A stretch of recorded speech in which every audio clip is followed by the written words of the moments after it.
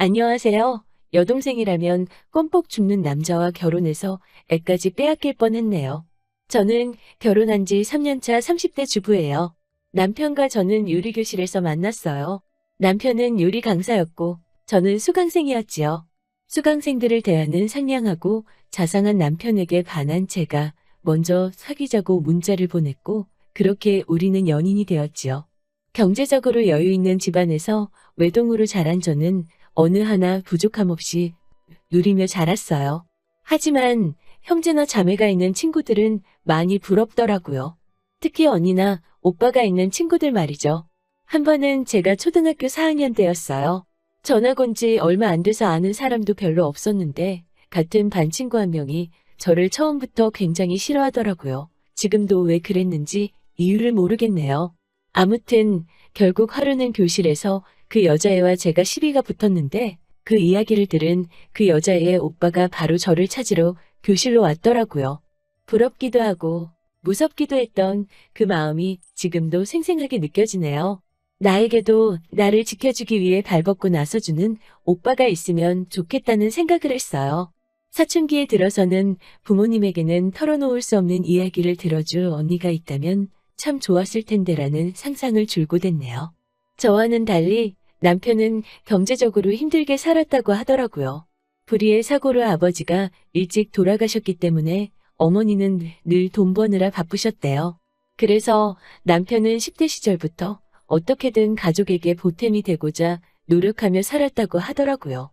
지금은 나름 성공한 요리 강사이지만 남편이 요리를 시작하게 된 이유는 남편이 요리를 좋아해서가 아니었죠. 일단은 외식을 하기 어려운 살림살이지만 가족에게 맛있는 음식을 원 없이 해주고 싶다는 꿈이 있었고 먹고 살기 위해서는 기술을 익혀야 한다는 현실적인 이유가 있었기 때문이라고 하더라고요. 남편에게는 6살 차이가 나는 여동생이 있어요. 남편은 여동생에게 참 급지네요. 남편의 아버지가 돌아가셨을 때 여동생은 겨우 4살이었기 때문에 아버지의 사랑을 제대로 받아보질 못했다며 남편은 늘 여동생을 안쓰럽게 여기더라고요. 그런 남편의 모습에서 저는 제가 바라던 오빠의 모습을 봤지요. 그래서 남편과 결혼하면 남편이 저에게도 이런 관심과 사랑을 주리라 믿어 의심치 않았어요. 그리고 늘 혼자라고 생각했던 제 인생에 오빠 같은 남편과 여동생이 동시에 생긴다고 생각하니 기쁜 마음이 컸고요. 사람들은 아가씨와 올케는 영원히 가까워질 수 없는 사이라고 말했지만 저는 우리는 다를 거라는 막연하지만 확신이 있었지요. 지금 생각해보면 제가 얼마나 오만했었는지. 일단 아가씨는 저희를 정말 잘 따르기는 해요. 남편한테는 아빠, 저한테는 엄마라고 부를 정도로요. 자기는 일명 아가씨 집 같은 거 너무 싫다면서 제가 집안일을 하고 있으면 조금씩 거들어주려고 노력하더라고요. 어디 놀러 갈 때 용돈이 부족하면 애교도 부리고요. 이런 아가씨의 모습에 처음엔 정말이지 조금 큰딸이 생긴 것 같은 기분도 들더라고요. 정말 좋았어요. 그런데 막상 살면서 겪어본 남편과 아가씨의 관계는 제가 생각한 것보다 훨씬 더 가깝고 친밀하더라고요. 하루는 아가씨가 어머님의 반찬을 전해주러 잠깐 집에 왔을 때였어요. 당시 저는 약속이 있어서 잠시 집을 비웠었지요. 아가씨가 온다는 소리에 헐레벌떡 집으로 돌아왔는데 신발장에 아가씨 신발하고 남편 신발은 있는데 둘이 보이지를 않더라고요. 어디 있나 생각하는 찰나 화장실에서 아가씨와 남편의 웃음소리가 나더라고요. 느낌이 쎄해서 화장실 문을 열자 남편은 욕조 안에 앉아서 목욕을 하고 있고 아가씨가 남편의 등을 밀어주고 있더라고요. 제가 화장실 문을 열었는데도 아가씨와 남편은 전혀 당황하는 기색이 없더라고요. 순간 화가 난 제가 화장실에서 나오자 남편이 오히려 저에게 애 무한하게 뭐 하는 거야? 라며 저에게 싫은 소리를 하더라고요. 결국 남편의 성화의 아가씨에게 미안하다고 하고 흐지부지 상황을 넘겼어요. 하루는 집에서 빨래를 정리하고 있는데 아가씨가 근처에 지나가다 언니 생각이 났다면서 왔더라고요. 그런데 빨래줄에 걸려있는 남편 속옷을 보더니 언니가 이거 산 거예요? 오빠는 예민해서 면으로 된 팬티만 입는 데라며 핀잔을 주더라고요. 결국 그날 밤 제가 이건 너무 도를 지나치는 것 같다고 남편한테 솔직하게 털어놓자 남편이 제가 그렇게 심각하게 받아들일 줄 몰랐다면서 앞으로는 조심하겠다고 하더라고요. 그 이후로는 한동안 특별한 일 없이 잘 지냈어요. 아가씨랑 저희 부부 사이가 멀어지고 한 것도 아니었고, 그저 남편과 아가씨 사이의 유난스러운 일들이 제 눈에 띄지 않았던 거지요. 그런 날들 중 어느 날 아가씨가 소개할 사람이 있다며 저희 집에 데리고 왔어요. 어머님께 인사드리기 전에 저희에게 먼저 보여주고 싶었다면서 말이지요. 작은 카페를 운영 중이라는 아가씨의 남자친구는 누가 봐도 훤칠하고 잘생긴 외모를 가졌더라고요. 아가씨 말이 아가씨가 먼저 반해서 오랫동안 쫓아다녔다고 하는데 그 말이 이해가 가더라고요. 이야기를 나눠보니 생각보다 고지식하다는 느낌은 있었지만 아가씨가 좋다면 된 거지라는 생각이 별말은 안 했어요. 그리고 얼마 뒤 많은 사람들의 축하와 축복 속에서 아가씨는 결혼식을 올렸어요. 정말이지 모든 것이 평화롭고 순탄하게 흘러가는 것만 같았어요. 얼마 전 그 일이 생기기 전까지는 말이지요. 아가씨가 시집가고 얼마 지나지 않았을 때였어요. 남편이 아가씨와 모처럼 둘이서 데이트를 한다고 농담을 던지며 집을 나서더라고요.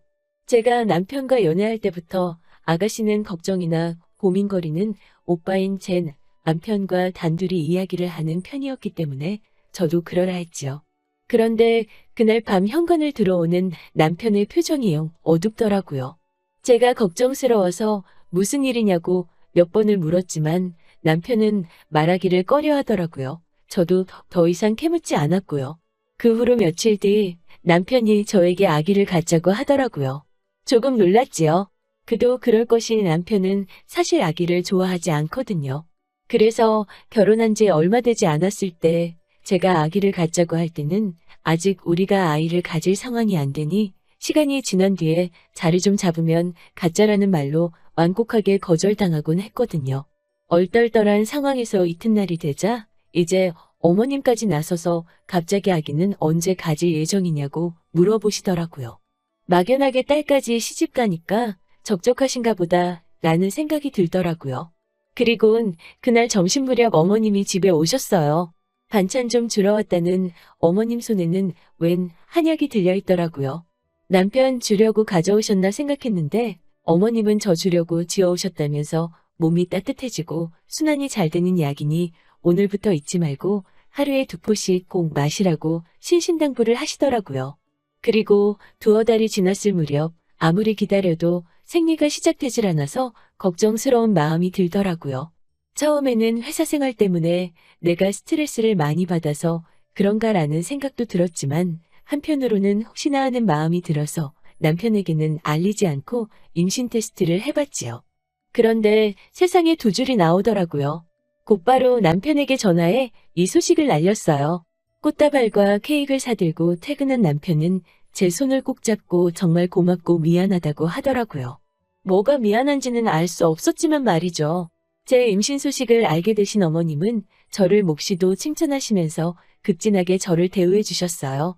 몸에 좋다는 음식은 어떻게든 구해다 먹게 하시고 손발이 따뜻해야 한다면서 어머님이 직접 조격도 준비해 주시고 반찬이며 뭐며 다 제 입맛에 맞게 준비해 주셨어요. 게다가 이런 걸 격경사라고 하나요? 제가 임신한 무렵 아가씨도 임신 소식을 전해왔어요. 어느덧 시간이 흘러 10달을 조금 덜 채운 어느 날 극심한 산통을 느낀 저는 바로 병원으로 실려갔어요. 그리고 그날 저는 공주님을 출산했지요. 그런데 저희 친정엄마가 나중에 말씀해 주시기를 간호사가 제가 딸을 낳았다고 말하자마자 시댁 부모님은 큰 한숨을 내쉬더랍니다. 게다가 불행하게도 아가씨는 출산 중 아기가 세상을 떠났다고 하더라고요. 뭐라 위로할 길이 없었지요. 예쁜 딸아이를 품에 안았지만 아가씨의 소식에 저는 마음껏 기뻐할 수가 없더라고요. 산후조리가 끝나고 집으로 돌아온 지 며칠 지났을 무렵 아가씨가 잠깐 집에 왔어요. 제가 딸아이 기저귀를 갈고 있는데 아가씨가 물끄러미 제 딸을 쳐다보다가 손가락을 가져다 대며 기왕 나오는 거 그거 하나만 달고 나오지 라고 말하는 거예요. 그 광경을 본 순간 어이가 없고 확 그 손가락을 비틀어버리고 싶더라고요. 하지만 아기를 잃은 여자가 제정신이겠냐 싶은 마음도 들어서 그냥 실언이려니 하고 말았어요. 그런데 출산 후 한 달도 채 지나지 않았을 무렵 어머님께서 제 눈치를 살피시는 듯 하더니 둘째는 언제 가질 거냐고 물어보시는 거예요. 저는 조심스럽게 한 2년 정도 후가 어떨까 생각하고 있다고 했지요. 그러자 순간 어머님 얼굴에 실망한 기색이 역력하더라고요. 하지만 제 계획과 달리 출산 후 8개월이 지났을 무렵 저는 둘째를 가졌어요. 수유 중에는 자연 피임이 될 거라고 생각하고 피임을 따로 하지 않은 게 실수였지요. 저는 걱정이 이만저만이 아니었지만 남편과 어머님은 몹시도 기뻐하시더라고요. 게다가 신기하게도 아가씨도 저와 비슷한 시기에 또다시 임신을 한 거예요.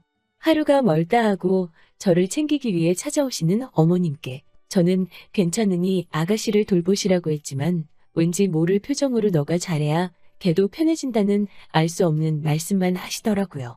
그리고 그렇게 또 둘째를 낳았어요. 남편이 바라던 아들이더라고요. 첫째 때도 많은 축하를 받았지만 이번에는 유난히 어머님과 남편이 기뻐하더라고요. 그러면서 아가씨도 몇 시간 전에 출산을 했다며 아들이라고 하더라고요. 참 신기했어요. 비슷한 시기에 임신해서 같은 날 출산이라니 이런 우연이 어디에 있고 이번에야말로 정말이지 격경사였지요. 덕분에 첫째 때보다 더 마음 편하게 출산의 기쁨을 누릴 수 있었어요. 제 이야기가 여기서 끝이었다면 얼마나 좋았을까요? 저는 남편과 어머님께 이 제안을 받고서 충격에 쓰러질 뻔했지요. 산후조리원에서 3주간의 시간을 보내고 돌아왔어요. 아이를 낳는 동안 딸아이는 친정에서 돌봐주고 계셨지요.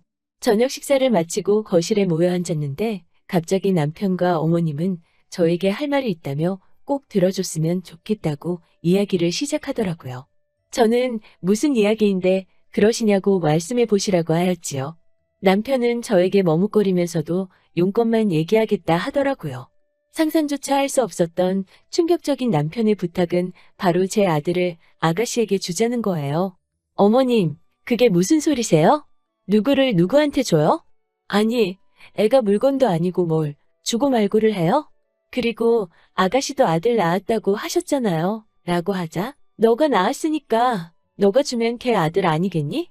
마음으로 낳은 자식도 자식이라잖니. 라며 말도 안 되는 말씀을 하시더라고요. 제가 도대체 무슨 이야기인지 못 알아듣겠다 하자 남편이 신우가 이제껏 제가 임신할 때마다 임신한 척하며 시간을 번거라며 신우는 애를 못 낳는다고. 그런데 신우의 시댁은 손이 귀한 집안이라 대를 이을 아들을 원한다는 거예요. 그렇다고 내 애를 어떻게 줘? 말도 안 되는 소리 하지 마. 라고 하자 남한테 주는 것도 아니고 가족한테 주는 건데 가족끼리 어려울 때 돕고 살아야 하지 않겠냐고 하는 거예요. 저는 무슨 소린지 모르겠다며 절대로 못 준다고 다시는 그런 말 하지 말라고 소리를 질렀어요.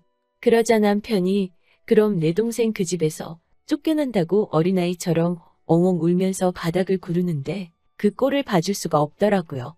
내가 결혼한 사람이 이런 사람이었나? 그렇게 내가 부러워하던 우애라는 게 결국 이런 거였나? 라는 별별 생각이 다 들더라고요.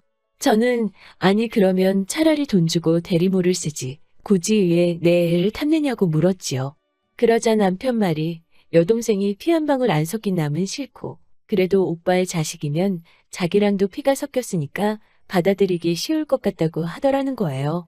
남편은 그 와중에 뚫린 입이라고 저에 대한 사랑은 진심이라며 한 번만 자기 동생을 도와달라고 말하더군요.